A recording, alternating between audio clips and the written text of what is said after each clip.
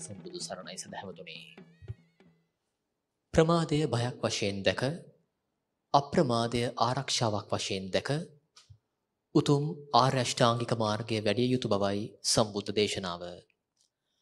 සදහවතුනි, ඔබ මේ ශ්‍රවණය කිරීමට බලාපොරොත්තු වන ධර්ම දේශනාවත් අප්‍රමාදීව උතුම් ආර්ය මාර්ගයේ ගමන් කොට සසර ගමන ජය ගන්නට ඔබහට කුසලානිසංසයක්ම වේවා.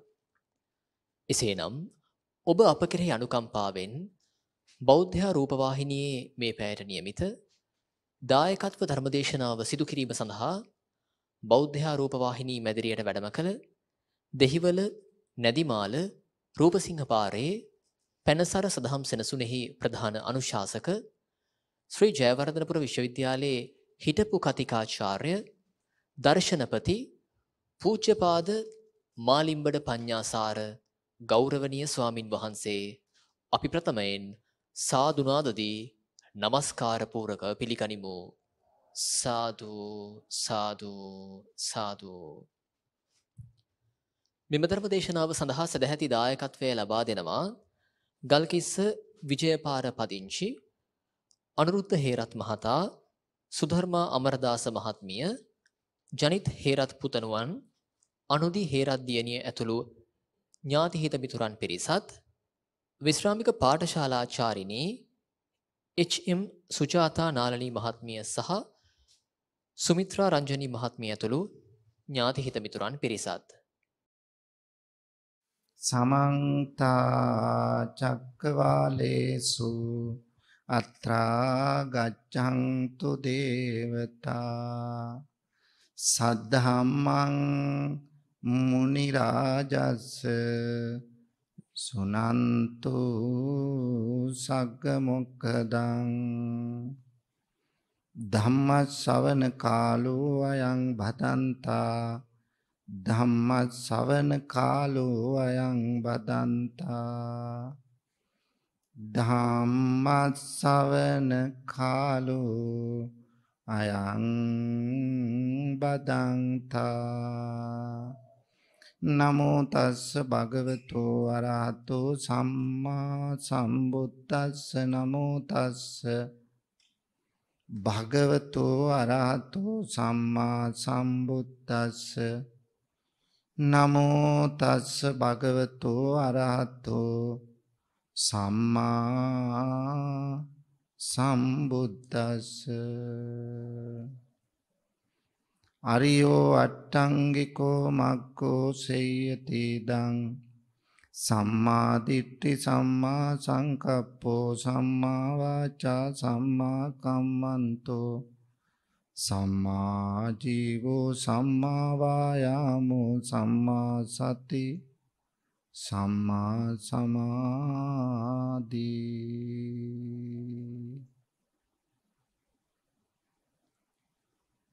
ගරු කටයුතු මහා සංඝරත්නයන් අවසරයි. ශ්‍රද්ධාවන්ත වාසනාවන්ත පින්වතුනි, බෞද්ධ රූපවාහිනිය ඔස්සේ අද ඔබ දායකත්වයේ ගෙන මේ ධර්ම දේශනාවෙහි කටයුතු කිරීමෙන් ලංකා වාසී බෞද්ධයන්ට පමණක් නෙවෙයි, සමස්ත ලෝකවාසී බෞද්ධයන්ටම බණ පදයක් ශ්‍රවණය කරන්න අවස්ථාව ලැබෙනවා. ඒ නිසා බණ පදයක් අහන්න නැතුව කාටවත් නිවන් දකින්න බෑනේ.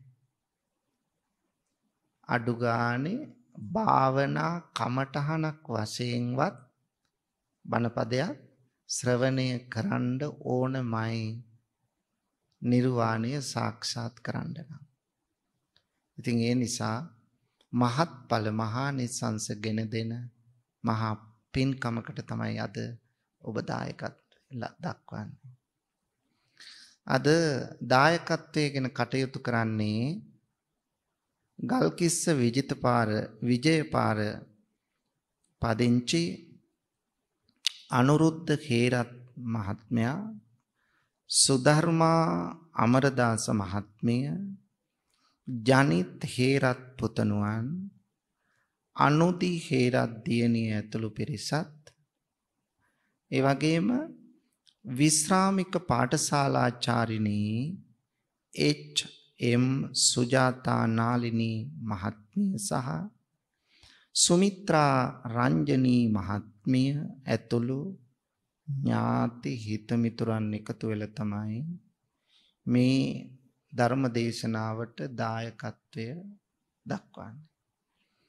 ඉතින් අපි පස්සේ අරමුණු සඳහන් කරලා ආශිර්වාද කිරීම පුණ්‍යානුමෝදනා කිරීම කරමු. එතෙක් අපි බණ පදයකට අවධානය යොමු කරමු. පින්වතුනි, බෞද්ධයන්ගේ අවසාන ඉලක්කය නිවන. නිර්වාණය සාක්ෂාත් කරන්න නම් බුදුරජාණන් වහන්සේ පෙන්වා දුන්න මේ ආර්ය මාර්ගයේ ගමන් කළ යුතුමයි. ඒකට මාර්ග කීපයක් නැහැ. තියෙන එක මාර්ගයයි. ඒක තමයි ලෞතර බුදුරජාණන් වහන්සේ සිය ප්‍රථම ධර්ම දේශනාව වන ධම්මචක්කප්පවත්තන සූත්‍රයේදී පෙන්වා දුන්නේ ආර්ය සත්‍ය හතරක්. මොනවද ආර්ය සත්‍ය හතර? දුක්ඛ සත්‍ය, සමුදය සත්‍ය, නිරෝධ සත්‍ය හා මාර්ග සත්‍ය. එතකොට මේ සත්‍ය හතරෙන් පළවෙනිම සත්‍ය දුක්ඛ සත්‍ය. දුක්ඛ සත්‍යයෙන් මොකද්ද කියන්නේ? අපි විඳින දුක්. අපි එදිනෙදා ජීවිතය ගත කරද්දී ලබා ගන්න ලැබෙන දුක් මොනවද කියලා. එකක් సంతానගත දුක් අපි ලබා ගන්න. අනෙක සංස්ථාගත දුක් අපි ලබන. පින්වතුනි, අපි සංසාරේ ගත කරන හැම මොහොතකම සැපයි කියලා හිතන හැම දෙයක්ම කෙලවර වෙන්නේ දුකෙන්නේ. අපි ග්‍රහණය කරගන්න සැපයි කියලා හැම දෙයක්ම, අල්ලා ගන්නා හැම දෙයක්ම, උපාදාන වශයෙන් ගන්නා හැම දෙයක්ම කෙලවර වෙන්නේ දුකකින්. ඒක තමයි සත්‍ය. එතකොට දුක්ඛ සත්‍යයෙන් බුදුරජාණන් වහන්සේ පෙන්නනවා දුක කොටස් තුනකට බෙදලා දුක්ඛ දුක්ඛ, විපරිණාම දුක්ඛ, සංඛාර දුක්ඛ කියලා දුක කොටස් තුනයි.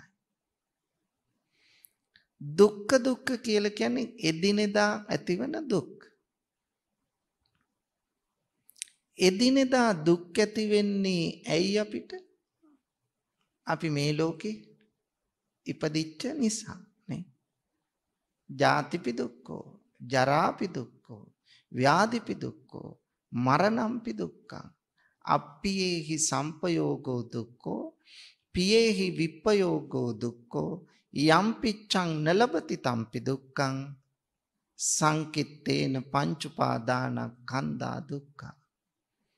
එතකොට එදිනෙදා දුක් ඇති වෙන්නේ අපිට අපි මේ ලෝකෙ ඉපදිච්ච නිසා. ඒ නිසා ඉපදුණු දවසේ ඉඳලා පොඩි කාලේ දුක දැනෙන්නේ නැහැ. තරුණ කාලේ ජීවිතයේ දුකයි කියලා හිතන්නේ නැහැ. හැබැයි පින්නතුනි, අපි වැඩිහිටියෝ වෙනකොට, ඉගෙනගෙන බුද්ධිමත් වෙනකොට, ජීවිතයේ අත්දැකීම් ලැබෙනකොට, ජීවිතේ පරිණත වෙනකොට අපිට තේරෙනවද නැද්ද මේ ජීවිතයේ දුක් ගොඩක් කියලා නේ? ඒ නිසා අපි ඉපදීම ඊළඟට ජරා අපි වයසට යන එක නේ. වයසට යනකම් ඒක තේරෙන්නේ නැහැ. වයසට ගියාට පස්සේ තේරෙනවා දැන් අපිට ඉස්සර වගේ දුවන්න, පනින්න, නටන්න බෑ කියන එක ඉස්සර වගේ කායික ශක්තියක් නැහැ මානසික ශක්තියක් නැහැ කියන එක. අන්න බලන්න. ඒ නිසා වයසට යන එක, ලෙඩ වෙන එක. නේ? ලෙඩක් නැතුව ඉන්න කාලේ එච්චර ඕක හිතෙන්නේ නැහැ.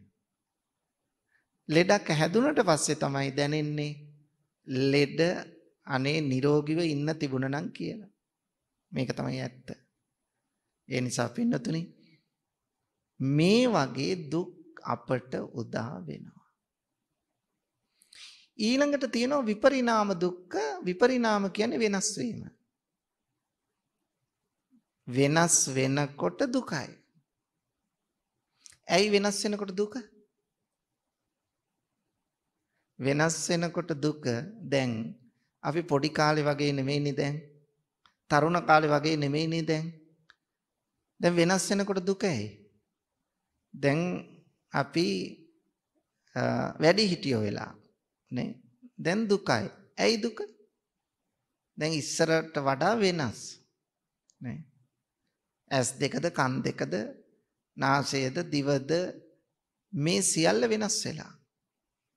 ତර වෙනස් වෙනකොට දුක වෙනස් නොවේ කියලා හිතන නිසා නේ.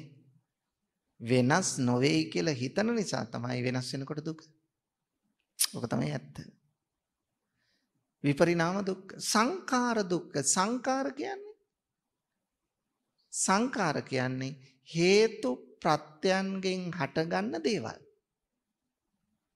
ලෝකයේ යමක් හේතු ප්‍රත්‍ය එකතුවෙන් හටගන්නේද? ඒ සියල්ලට අත්වෙන ස්වභාවය වෙනසයි. එතකොට ඒ වෙනසත් එක්ක ඇති වෙන්නේ දුකයි. බලන්න. එහෙනම් දුක්ඛ එදිනෙදා ඇති වෙන දුක්.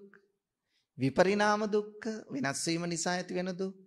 සංඛාර දුක්ඛ හේතු ප්‍රත්‍යයන්ගෙන් හටගන්න දේවල් වෙනස් වෙනකොට ඇති වෙන දුක. නේ? සංඛාරා අනිච්චා. අනිච්චා වත සංඛාරා. අනිච්චා අනිත්‍යයි වත ස්ථිරවම සංඛාරා සංස්කාර. එතකොට ඒ නිසා චක්කුං වික්කවේ අනිච්චං මහණෙනි ඇස අනිත්‍යයි. යං දුක්ඛං යද නිච්ඡං තන් දුක්ඛං. යමක් අනිත්‍ය නම් එය දුකයි. යං දුක්ඛං තද නත්තා. යමක් දුක් සහිතයි නම් එතන ආත්මයක් මගේ කියලා ගන්න දෙයක් නැහැ. බුද්ධ දේශනාව මේකයි පෙන්වතුනි. එහෙනම් අපිට පැහැදිලි වෙනවා දුක්ඛ විපරිණාම දුක්ඛ සංඛ. දැන් මේ දුක් ඔක්කොම ඇති වෙන හේතුවක් තියෙනවා. මොකද්ද දුකට හේතුව? දුකට හේතුව දුක්ඛ සමුදය ආර්ය සත්‍යයෙන් කියනවා. මොකද්ද දුකට හේතුව?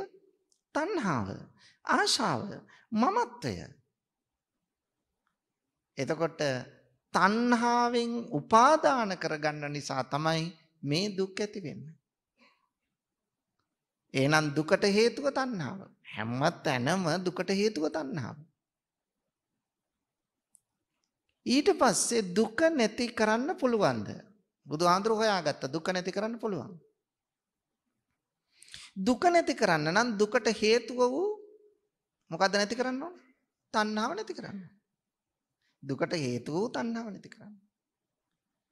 එහෙනම් දුකට හේතුව වූ තණ්හාව නැති කරන මාර්ගයක් තියෙනවා. ඒ මාර්ගය මොකද්ද? ආර්ය අෂ්ටාංගික මාර්ගය.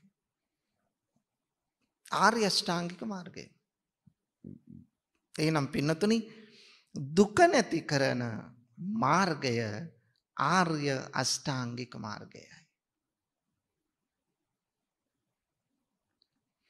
මේ ආර්ය අෂ්ටාංගික මාර්ගයේ පින්නතුනි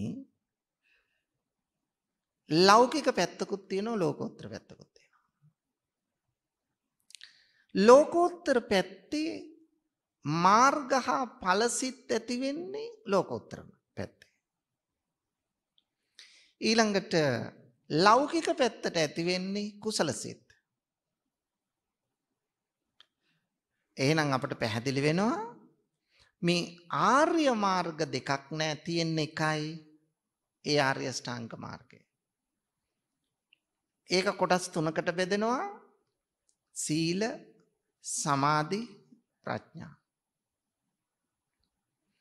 මේ සීල සමාධි ප්‍රඥාව පින්නතුනි පටන් ගන්න අපි ඉස්සෙල්ලම සම්මා දිට්ඨියෙන්.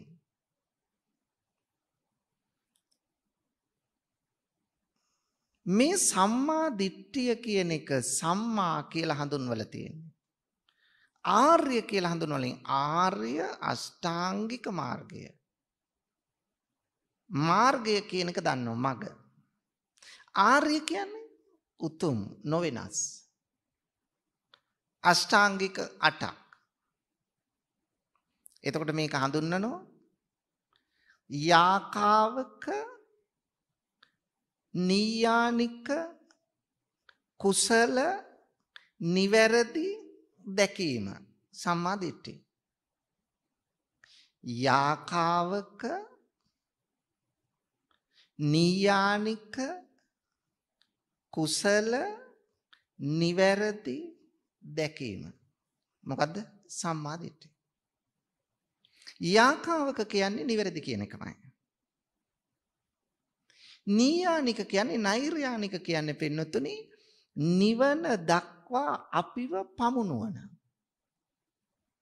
නීයානික. කුසල යහපත් දේ අපි තුල ඇති කරන කුසලය කියන්නේ හැකියාවක්නේ. හැකියාව ගොඩනගන. නිවැරදි කියන්නේ වැරදි නැති හරි නිවැරදි දිට්ඨි දැක්ම. එතකොට හැම එකම ඔහොමයි යන්නේ. සම්මා දිට්ඨි ඊළඟට යාකාවක නීයානික කුසල නිවැරදි සංකල්පනාව. අන්න සම්මා සංකප්ප. ඊළඟට යාකාවක නීයානික කුසල නිවැරදි වාචා වචනය. එතකොට මේ ඔක්කොගෙම කියවෙන්නේ සම්මා කියන එකයි. යාකාවක කියන්නේත් නිවැරදි කියන එක. නීයානික කියන්නේ නිවන දක්වා අපිව ගෙනියන පමුණුවන. කුසලය හැකියාව. නිවැරදි දැක්ම. නිවැරදි සංකල්පනාව. නිවැරදි වාචා. නිවැරදි කර්මාන්ත. නිවැරදි ආජීව. දැන් මේ හැම එකම තුල තියෙන්නේ සම්මා කියන වචනයයි. යහපත්. සම්මා කියලා තියෙන වචනයක් මේ ලෝකෙට හඳුන්වා දුන්න නම් බුදුහාමුදුරුවෝ. පින්නතුනි එහෙනම් ඒකේ වැරදි පැත්තක් තියෙන්න ඕන. නැත්නම් හරි පැත්තක් කියන්න අවශ්‍යතාවය නැහැ. එහෙනම් මිච්ඡා පැත්තක් තියෙන්න ඕන. එහෙනම් මොකද්ද තිබුණේ? මිච්ඡා දිට්ඨියක් තියෙන්න ඕන. ඒක නිසා තමයි ඒක අනුගමනය කරන්න එපා සම්මා දිට්ඨිය අනුගමනය කරන්න කියලා කිව්වේ. මිච්ඡා කල්පනාවක් තියෙන නිසා තමයි ඒකෙන් වෙන් වෙලා සම්මා කල්පනාවට එන්න කිව්වේ. මිච්ඡා වචනයක් තියෙන නිසා තමයි ඒකෙන් වෙන් වෙලා සම්මා වාචාවලට එන්න කිව්වේ. මිච්ඡා කම්මන්ත තියෙන නිසා තමයි ඒකෙන් වෙන් වෙලා අයින් වෙලා සම්මා කම්මන්තයට එන්න කිව්වේ. එහෙනම් බලන්න පින්නතුනි මිච්ඡාවක් ලෝකේ තිබුණා. සත්‍ය කියන දේ කාලයේ වැලිතලාවෙන් වැහිලා තිබිච්ච මේ සත්‍ය ලෝතර බුදුරජාණන් වහන්සේ මතු කරගත් එක තමයි කළේ. උන්වහන්සේක මතු කළා දුන්නා. ඒ මතු කළා දීලා ලෝකයට අනාවරණය කළා. සිය ප්‍රථම ධර්ම දේශනාවෙන් ධම්මචක්කප්පවත්තන සූත්‍රයෙන්. එතකොට බලන්න පින්නතුනි ලෝතර බුදුරජාණන් වහන්සේ එදා මේ සම්මා දිට්ඨිය ගැන කතා කරන්න යන තැන උන්වහන්සේ පෙන්නනවා ලෝකයේ තියෙනවා මිච්ඡා දිට්ඨිය. මිච්ඡා දිට්ඨි වැරදි දැකීම් දෙකක් එදා තිබුණා. මොකද්ද වැරදි දැකීම් දෙක? එක ශාස්වත දෘෂ්ටිය. දෙක උච්ඡේද දෘෂ්ටිය. මොකද්ද වැරදි දැකීම් දෙක? එකක් ශාස්වත දෘෂ්ටිය, අනෙක උච්ඡේද දෘෂ්ටිය. ශාස්වතයි කියලා කියන්නේ ස්ථිරයි කියන එකයි. එතකොට එදා පිළිගත්තා පුද්ගලයාට ස්ථිර සාර වූ ආත්මයක් තියෙනවා. ඒ නිසා ආත්මවාදයක් එදා තිබුණා. ඒ නිසා ආත්මය පිළිබඳව කතා කරමින් ආත්මයක් තියෙන බව ඔවුන් ප්‍රකාශ කළා. ඒ ආත්මය තියෙන බව ප්‍රකාශ කළ අය අතරේ ඒ කාලේ හිටිය ප්‍රසිද්ධ ශාස්ත්‍රූවරු 6 දෙනෙක්. ඒ ශාස්ත්‍රූවරු 6 දෙනාගෙන් එක්කෙනෙක් තමයි පකුද කච්චායන කියන්නේ. මේ පකුද කච්චායන කියන ශාස්ත්‍රූවරයා කියනවා මේ ඔහු ශාස්ත්‍රවාදියෙක්. ඔහු ආත්මවාදියෙක්. ඔහු කියනවා ලෝකයේ තියෙනවා ස්ථිරසාර පදාර්ථ 7ක්. පදාර්ථ කියන්නේ කොටස් 7ක් තියෙනවා. මොනවද? පඨවි, ආපෝ, තේජෝ, වායෝ, සුඛ, දුක්ඛ, ජීව. පදාර්ථ 7ක් තියෙනවා. මේ පදාර්ථ 7 ස්ථිරයි. වෙනස් වෙන්නේ නැහැ. වෙනස් කරන්නත් කාටවත් බෑ. මේ පදාර්ථ 7 ස්ථිරයි. පදාර්ථ 7 වෙනස් කරන්න බෑ. පදාර්ථ 7ෙන් තමයි පුද්ගලයා හැදෙන්නේ. ඒ නිසා පුද්ගලයා වෙනස් කරන්නත් බෑ. ඒ පදාර්ථ 7 ස්ථිර නම් පදාර්ථ 7ෙන් නම් මිනිහා හැදිලා තියෙන්නේ. මිනිහත් ස්ථිරයි. ඔහුගේ වෙනස් කරන්න බැරි ආත්මයක් තියෙනවා. මේක තමයි ශාස්වත දෘෂ්ටිය කියලා කියන්නේ. ඒ නිසා ඔහු කියනවා මේ පදාර්ථ 7 අකට විදා, අනිම්මිතා, අනිම්මාතා, වංජා, කූටට්ටා, ඒසි කට්ටා ඉට්ටිතා, න ඉංජන්ති, න විපරිණමන්ති, න අඤ්ඤමඤ්ඤං ව්‍යාබාදෙන්ති, නාලං අඤ්ඤමඤ්ඤස්ස සුඛායවා දුක්ඛායවා සුඛ දුක්ඛායවා. මොන පදාර්ථ 7ද? අර අපි කිව්ව පඨවි, ආපෝ, තේජෝ, වායෝ, සුඛ, දුක්ඛ, ජීව.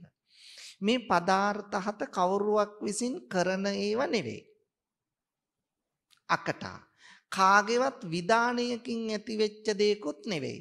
අකට විදා. කවුරුවත් නිර්මාණය කරලත් නැහැ. අනිම්මිතා. වෙන විදියකට නිර්මාණය වෙලත් නැහැ. අනිම්මාතා. මේ පදාර්ථ 7 වඳයි. මේකෙන් නිෂ්පාදනයක් නැහැ. වංජා. මේක පර්වතයක් වගේ ස්ථිරව තියෙනවා. කූටට්ටා. මේ වගේ විස්තරයක් ඔහු කරනවා. ඔහුගේ කරන විස්තරය බුදුහාමුදුරුවෝ පෙන්වලා දෙනවා සාමඤ්ඤඵල සූත්‍රයේදී. දීඝනිකාය. එතකොට පින්නතුනි මේ පදාර්ථ 7ක් ගැන කියන්නේ ස්ථිරසාර ආත්මයක් තියෙනවා කියලා කියන්නේ. අපිත් ඔය ආත්මය කියන වචනේ පාවිච්චි කරනවනේ. නේ? නැද්ද? ඒ කියන්නේ නැද්ද? ගිය ආත්මේ. මේ ආත්මේ. ලබන ආත්මේ. අපටත් ආත්ම ගෞරවය කියලා එකක් තියෙනවා. කියනවද නැද්ද? කියනවා. අපිත් ඕක පාවිච්චි කරනවා වෙනතුනේ. ඔය ආත්මේ නේ. ඒ නිසා අපිට ඇත්ත වශයෙන්ම ගිය ආත්මේ, මේ ආත්මේ, ලබන ආත්මේ එහෙම කියන්න බෑ. අපි ඒ වැරදි විවහාරයක් කරන්නේ. අපි කියන්න ඕන ගිය භවය, මේ භවය, ලබන භවය. භවයක් මිස ආත්මයක් නෑ. නමුත් අපි කියනවා ආත්මය කියලා. අපි පුරුද්දට අපිට ඇවිල්ලා තියෙනවා. නමුත් ආත්ම නෑ. දැන් මමම ගිහිල්ලා ඉපදිනවා නම් අපිට ආත්මය කියලා කියන්න පුළුවන්. දැන් මැරිලා ගිහිල්ලා මමම උපදිනවා නම් මගේ රූපය, මගේ ස්ත්‍රී පුරුෂ භාවය, මගේ හඬ මේ සියල්ලම ඒ විදිහටම උපදිනවා නම් ඔන්න කියන්න පුළුවන් ආත්මයක් තියෙනවා ඒක. නමුත් එහෙම උපදින්නේ නැහැ. මමත් නෙමෙයි උපදින්නේ. බැලුවහම වෙන කෙනෙකුත් නෙමෙයි. නචසෝ නචාඤ්ඤෝ. මමත් නෙමෙයි උපදින්නේ, වෙන කෙනෙකුත් නෙමෙයි. ඒ නිසා පින්නතුනි මෙන්න මේ සාස්වත දෘෂ්ටිය මිච්ඡා දෘෂ්ටියක් හැටියට බුදුරජාණන් වහන්සේ ප්‍රතික්ෂේප කළා. මේක මිච්ඡා දැක්මක්, වැරදි දැක්මක්. මිච්ඡා කියන්නේ වැරදි. එහෙම ආත්මයක් නැහැ. එහෙම ස්ථිරසාර ලෝකේ යමක් කතා කරන්න පදාර්ථ හතක් නෙවෙයි. එක පදාර්ථයක්වත් නැහැ. ඇයි? සියල්ල සංස්කාර. මොකද්ද සංස්කාර කිව්වේ? හේතු ප්‍රත්‍යයන්ගෙන් හටගන්න දේවල්. හේතු ප්‍රත්‍යයන්ගෙන් හටගන්නව නම් ලෝකේ යමක් ඒ සේරටම වෙන්නේ මොකද්ද? අනිච්චවත සංඛාරා. මොකද්ද වෙන්නේ? අනිච්චයි සංස්කාර. හැබැයි අනිච්චවත සංඛාරා කියලා දකින්නේ කොහෙද? කොහෙද දකින්නේ? මල ගෙදර විතරයි නේ. බලන්න අපි මෙච්චර වැදගත් ධර්ම පාඩේ මල ගෙදරට විතරක් තල්ලු කරලා තියෙනවා. දැන් නිකන් දවසට ගෙදර ගහලා තියනවද ඕක? අනිච්චවත සංඛාරා කියලා. එහෙම වුණොත් වටා පිටාව මිනිස්සු අපේ ගෙදර එනවා. ඇයි? මේ ගෙදර කවුරු හරි මැරිලාද කියලා බලන්න. ඒ කියන්නේ මරණයට විතරක්ම ඒක සීමා කළා. මේ හැමතිස්සෙම සිද්ධ වෙන දේ. මේ හැම මොහොතකම සිද්ධ වෙන දේ තමයි අනිච්චවත සංඛාරා. ඇයි? මේ අපි ජීව අජීව අපි සියලු දෙනා සියලු දේ මොකද්ද වෙන්නේ? වෙනස් වෙනවා. එහෙම වෙනස් වෙද්දී අනිච්චවත සංඛාරා කියන එක මල ගෙදර විතරයි ගහන්නේ. වැරදිලාවත් අනිත් දවසට දොර කොට උළුවස්සේ ගැහුවොත් එහෙම විනාසයි. අන්න බලන්න මේ වැදගත් ධර්ම පාඩේ අපි දාලා තියෙන්නේ මල ගෙදරට විතරයි. මේ හැම තිස්සෙම අපට වෙන දේ මේ මොහොතේත් අනිච්චවත සංඛාරා. ඒ නිසා පින්නතුනි හේතු ප්‍රත්‍යයන්ගෙන් හටගන්න සියලු දේ වෙනස් වෙන සලෝ. 2. උච්ඡේද දෘෂ්ටිය. උච්ඡේදයි කියලා කියන්නේ ලබාගත් ජීවිතේ විතරයි තියෙන්නේ. එතනින් සියල්ල ඉවරයි. ඒක තමයි ඒකේ ප්‍රකාශ වෙන්නේ. ඒ කියන්නේ අපි ජීවිතේ ලබාගෙන තියෙනවා. මේ ජීවිතේ කවදා හරි කෙලවර වෙනවා මරණය. මැරුණට පස්සේ එයින් ඉවරයි. දැන් එහෙම කියන අය නැද්ද? කොච්චර ඉන්නවද? කොහේ උපතක්ද අනේ? ඔන්න ඉපදුනා මැරිලා ගියා එතනින් ඉවරයි. මොකද Taman දන්න පමණින් විග්‍රහ කරනවා. Taman දන්න ඉච්චරයි. ඒ නිසා කියනවා මෙතනින් එහාට ජීවිතයක් නැහැ. ඇයි පේන්නේ නැනේ? පේනේ විතරයි විශ්වාස කරන්නේ. ඒ නිසා උච්ඡේදවාදය හඳුන්වනවා භෞතිකවාදය කියලා. පේනේව විතරයි විශ්වාස කරන්නේ. එතකොට පේනේව පමණක් විශ්වාස කිරීම වැරදි දැක්මක්. ඒකයි. දැන් පින්නතුන් කරුණාව පේනවද? ආදරය පේනවද? මෛත්‍රිය පේනවද? අල්ලන්න පුළුවන්ද? බරක් තියනවද? පාටක් තියනවද? හැබැයි එහෙම එකක් නැහැ කිව්වොත් හරිද අපි? වැරදිනේ. ඒ නිසා නොපෙනෙන සියල්ල ප්‍රතික්ෂේප කිරීම හරිද වැරදිද? වැරදි. ඒක නිසා එහෙම කියන්න බෑ. නමුත් මෙන්න මේ ඉගැන්වීමත් ඉදිරිපත් කළ එක ශාස්ත්‍රූවරයෙක් හිටියා ඉන්දියාවේ. අර ශාස්ත්‍රූවරු 6 දෙනා අතරේ. එයා තමයි අජිත කේස කම්බල කියලා. එයා කියනවා යාව ජීවේත් සුඛං ජීවේත් රිනං කෘත්වා ග්‍රිතං පිවේත් බස්මී භූතස්ය දේහස්ය පුනරා ගමනං කෘතං.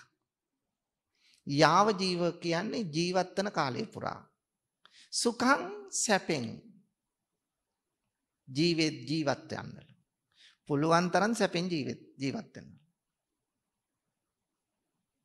රිනං කෘත්වා ග්‍රිතං පිවේත් ණය වෙලා හරි කමන්නේ ජීවත් වෙන එකයි තියෙන්නේ හොඳින් හෝ නරකේ. හොඳින් විතරක් නෙමෙයි හොඳින් හෝ නරකේ. බස්මී භූතස්ස දේහස්ස මේ දේහය ඒ කියන්නේ මනුස්සයා මැරුණට පස්සේ මේ දේහය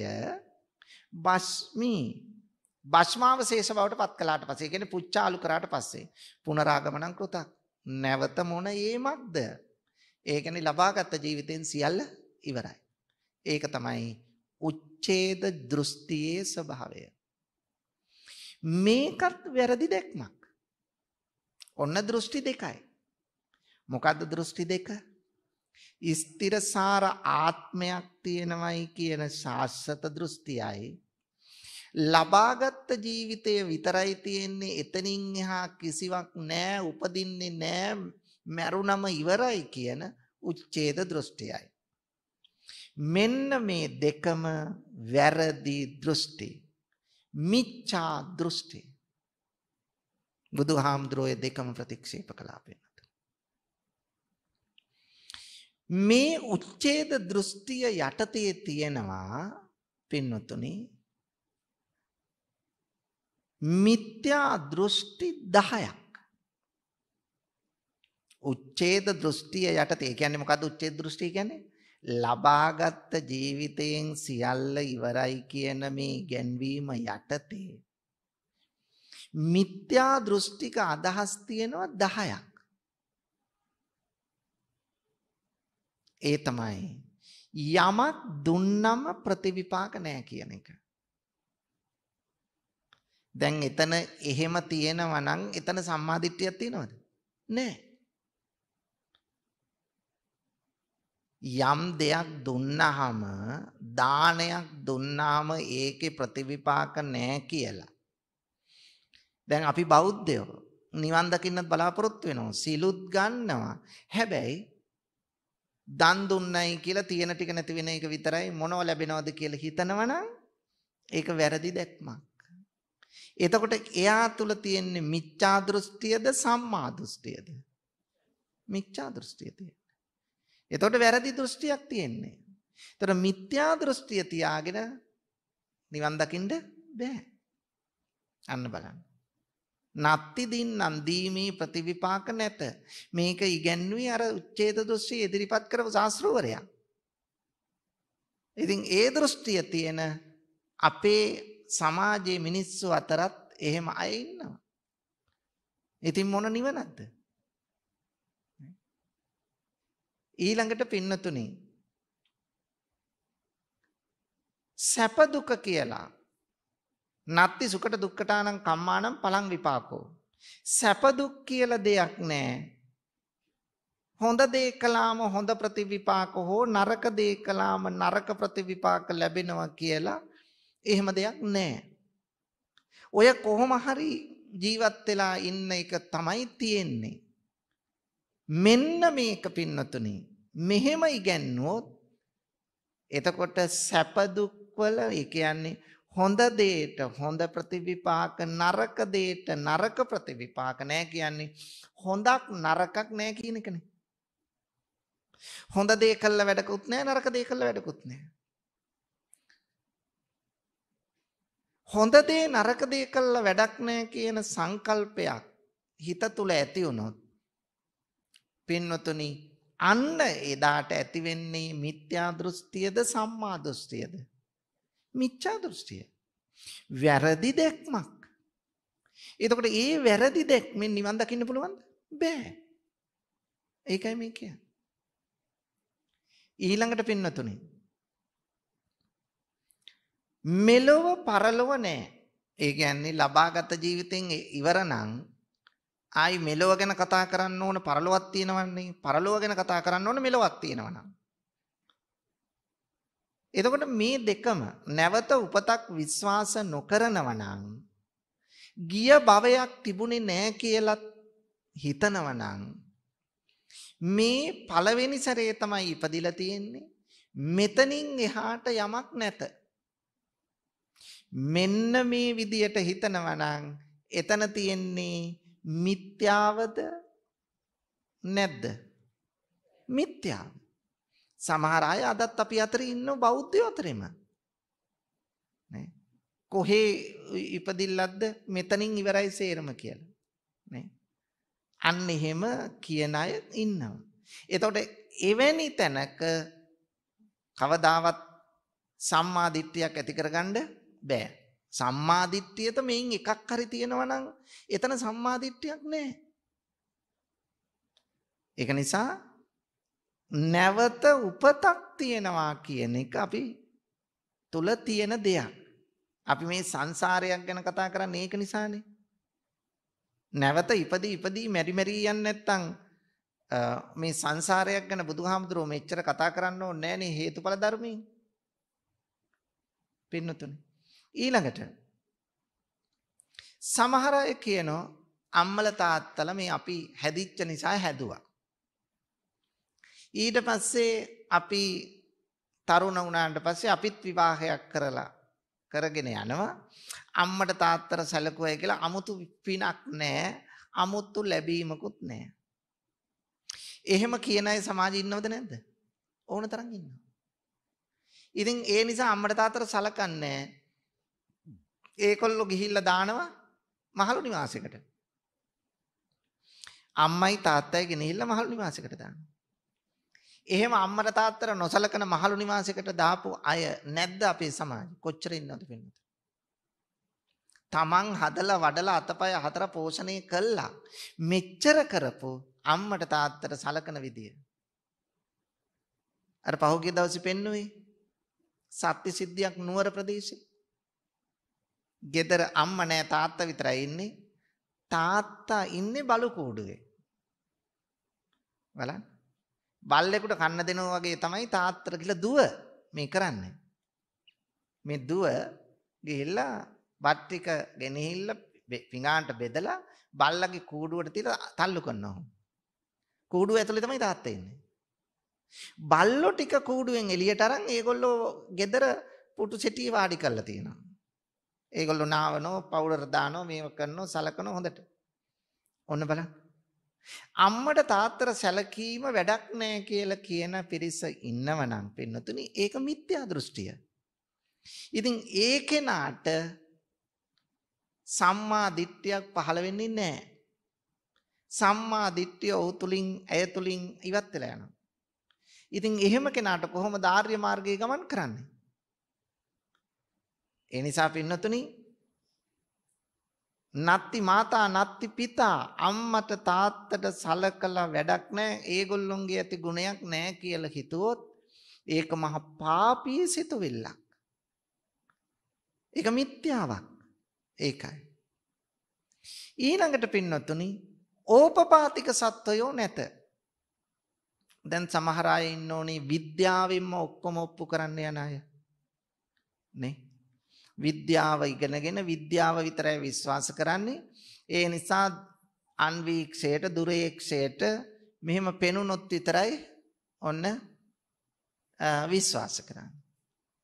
ඒ වුණාට ඔය මොන විද්‍යාඥයෙකුටවත් පුළුවන් වුණාද අම්මා කරන හපංකම කරන්න? මොකද්ද? ලේ කිරිපවට හරවන්න පුළුවන් ද ඔය මොන විද්‍යාඥයෙකුටවත්? කාටවත් බෑ. ඒ වුණාට විද්‍යාවෙන් කියන දේ විතරයි සමහරව විශ්වාස කරන්නේ. පින්නතුනේ ඒ මිත්‍යාවක්. ඒක නිසා සියල්ල දැන් කරුණාව විද්‍යාවට අහු කරගන්න පුළුවන්ද? මොන අන්වීක්ෂයෙන්ද බලන්න පුළුවන් කරුණාවේ ස්වභාවය? මෛත්‍රියේ ස්වභාවය බලන්න පුළුවන්ද අන්වීක්ෂයකින්? බෑ.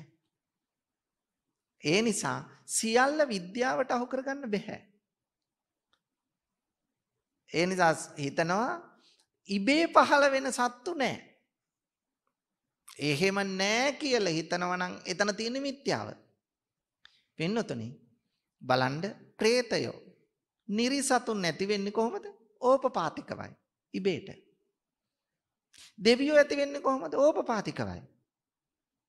එහෙම නැත්නම් දෙවියෝ දේව අම්ම කෙනෙකුගේ කුසේ පහළ වෙලා දේව දරුවෙක් වශයෙන් මෙලොවට බිහි වෙන්නේ. දෙවියෝ පහළ වෙන්නේ ඕපපාතිකව. പ്രേතයෝ පහළ වෙන්නේ ඕපපාතිකව. බ්‍රහ්ම ලෝකේ බ්‍රහ්මයෝ පහළ වෙන්නේ ඕපපාතිකව. එහෙම නැතුව ඒ අය මේ මව් කුසක පිළිසිඳගෙන පහළ වෙනවා නෙමෙයි.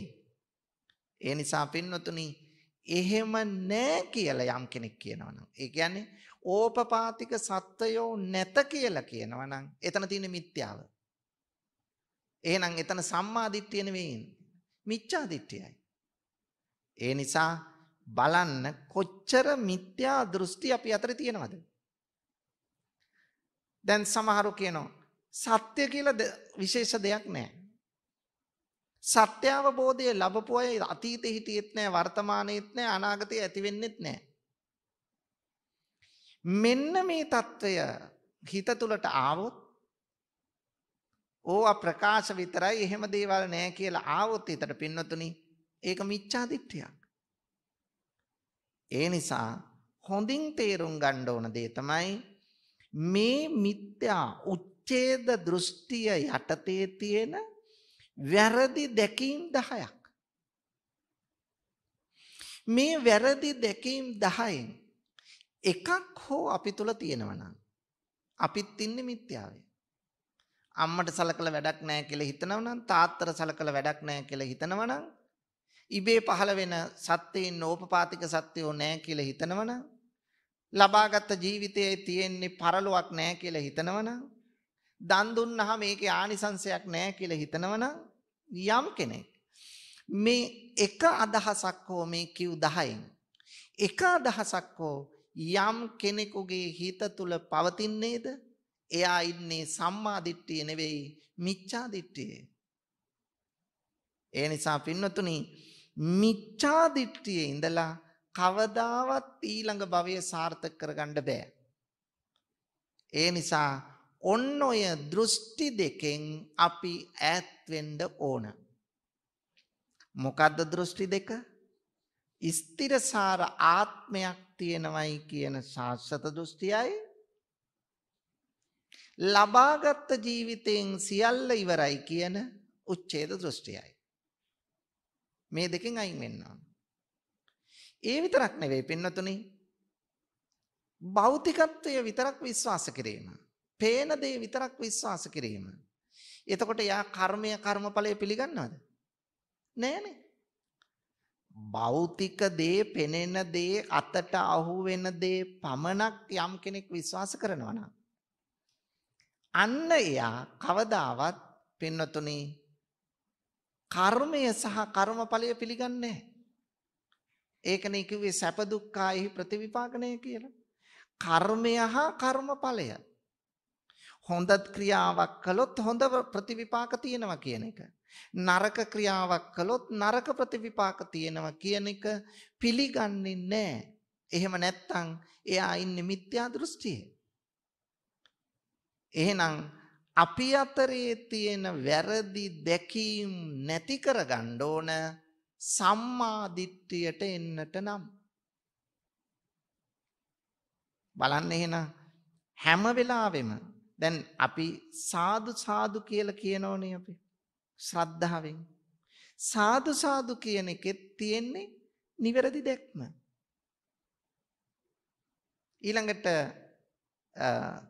තෙරුවන් සරණ යනෝනේ බුද්ධං සරණං ගච්ඡාමි, ධම්මං සරණං ගච්ඡාමි, සංඝං සරණං ගච්ඡාමි. ඊළඟට දෙවනුව තෙවනුව සරණ යනෝනේ. ඒක තියෙන්නේ සම්මා දිට්ඨිය ආර්ය අෂ්ටාංග මාර්ගය. හැබැයි පින්නතුනි මේ සරණ යන්නේ පුරුද්දට හෝ අනුන් කියන නිසා නෙවෙයි වෙන්න ඕන. අවබෝධයෙන් සාදු සාදු කියනවනම්, අවබෝධයෙන් තුනුරුවන් සරණ යනවනම්, අවබෝධයෙන් පංචශීලය සමාදන් වෙනවනම් අන්න එතන තියෙන්නේ සම්මා දිට්ඨිය. ඒ නිසා අර වැරදි දැකීම් දෙකට අදාළ ඉගැන්වීම් ටිකෙන් අපි අයින් වෙලා එවැනි දෙයට අහු නොවි කවුරු හරි කියනෝ වෙන්න පුළුවන්, අපිට තර්ක ඉදිරිපත් කරනෝ වෙන්න පුළුවන්. ඒ තර්කවලට හසු වෙන්නේ නැතුව අපි නිවැරදි තැනකට ආවොත් අන්න අපිට සම්මා දිට්ඨිය පහළ කරගන්න පුළුවන්. සම්මා දිට්ඨිය නැත්තම් සම්මා සංකප්පයට යන්න බෑනේ. නිවැරදි කල්පනාවක් ඇති වෙන්නේ නැහැ. ඒ නිසා සම්මා දිට්ඨිය තිබුණොත් තමයි සම්මා සංකල්පයට යන්නේ. සම්මා සංකප්ප සංකල්පනාව වැරදි සංකල්පනා වලින් වෙන් වෙලා නිවැරදි සංකල්පනා. ඒ නිසා තමයි වාචාවලට එන්නේ. ඒ නිසා තමයි නිවැරදි ක්‍රියාකාරකම් වලට එන්නේ. ඒ නිසා තමයි පින්නතුනි නිවැරදි දිවි පැවැත්මකට එන්නේ. ඒ නිසා තමයි වෑයමකට උත්සාහයකට එන්නේ. ඒ නිසා තමයි යහපත් සිහිය ඇති කරගන්නේ. ඊට පස්සේ යහපත් සමාධිය ඇති කරගන්නවා. ඒ නිසා ආර්ය ශ්‍රාංගික මාර්ගයෙන් තොරව මේ නිර්වාණය සාක්ෂාත් කරන්න බෑ. ඒක තමයි දුක නැති කිරීමේ මාර්ගය. ඒ මඟ සසරගත දුක නැති කරන්න නම් ආර්ය මාර්ගයේ ගමන් කරන්න ඕන. ආර්ය මාර්ගය තමයි ආර්ය අෂ්ටාංග මාර්ගය. එහෙනම් අපි උත්සාහ කරන්න ඕන අන්න එවැනි තත්ත්වයක් අපේ ජීවිතය තුළ ගොඩනගා ගන්න. අපි හැම විටම මිච්ඡා දිට්ඨියෙන් ඉවත්ව සම්මා දිට්ඨියට පැමිණීම සඳහා වෙර වීරිය දැරිය යුතුයි. තර්කානුකූලව මේක ඇත්තද කියලා හොයලා බලලා තර්කය නෙමෙයි තර්කානුකූල බවින් ඇත්තද කියලා හොයලා බලලා අන්නේ සත්‍ය දෙයට පිවිසෙන්න උත්සාහ කරමු. ඒක තමයි නිවනට මඟ වන්නේ. සාදු කියන්නේ. පින්නතුනි අද මේ උදාර ධර්මදේශනාවෙහි දායකත්වයෙන් කටයුතු කරන්නේ මම මුලිනුත් මතක් කළා. ඒ තමයි ගල්කිස්ස විජේපාරේ පදිංචි අනුරුද්ධ හේරත් මහතා, සුධර්මා අමරදාස මහත්මිය, ජනිත් හේරත් පුතා, අනුදී හේරත් දියණිය ඇතුළු පිරිසත්, විශ්‍රාමක පාඨශාලාචාරිණී එච්.එම්. සුජාතා නාලිනී මහත්මිය සහ සුමිත්‍රා රංජනී මහත්මිය ඇතුළු ඥාති හිත මිත්‍රාදීන් එකතු වෙලා තමයි අද මේ උදාරතර මහා පින්කමට දායකත්වයෙන් කටයුතු කළේ. ඒ නිසා දායකත්වයේගත් පින්වත් ඔබ හැම දිනාටම යහපතම වේවා, ශාන්තියම වේවායි ප්‍රාර්ථනා කරමු. අද බලාපොරොත්තු වෙනවා මේ පින්වත් පිරිස මීට වසර 6කට පෙර පරලෝසපත් මානෙල් රුක්මාල් ප්‍රනාන්දු මෑණියන්ට හා වසර 19කට පෙර පරලෝසපත් එච්.එම්. ජයරත්න පියාණන් ඇතුළු පින් කැමති සියලු දෙනාටම පුණ්‍යානුමෝදනා කරන්න බලාපොරොත්තු වෙනවා. ඒ වගේම වසර 105ක් ආයු වළඳා මීට 3 මාසයකට පෙර පරලෝසපත් පී.එච්. මල්ලිකා මෑණියන්ට පින් පැමිණවීම සහ පරලෝසපත් පියාණන්, ස්වාමි පුරුෂයාණන්, සහෝදර සහෝදරියන්, දූ දරුවන් ඇතුළු සැමට පින් දෙන්නත් බලාපොරොත්තු වෙනවා. ඒ නිසා මේ පරලෝසපත් නම් සඳහන් කළ සියලු දෙනාටම මේ පින් අත්පත් වේවා. ඒ අය සුඛිත මුදිත වේවා. අවසන අමා මහ නිවනින් සැනසේවා කියලා සාදු කියනවා. අපට මෙම කටයුතු කිරීමට මඟ පෙන්වූ ගල්කිස්ස වටරප්පල පාර බෞද්ධ ආයතනාධිපති අතිපූජ්‍ය දිව්‍යාගහ යසස්සී නායක ස්වාමීන්ද්‍රයන් වහන්සේට නිදුක් නිරෝගී දීර්ඝායුෂ වේවායි ප්‍රාර්ථනා කරනවා.